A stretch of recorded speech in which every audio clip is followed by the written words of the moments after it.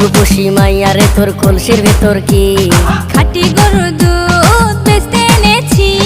দে না একটু খাই, দামটা আগে চাই, আর দে না একটু খাই। দামটা আগে চাই, তোদের মতো ভিড় খাওয়াদের চেনে রেখেছি। ও রূপসী মাইয়ারে তোর কলসির ভেতর কি খাঁটি গরুর দুধ বেচতে এনেছি। ও রূপসী মাইয়ারে তোর কলসির ভেতর কি খাঁটি গরুর দুধ বেচতে এনেছি।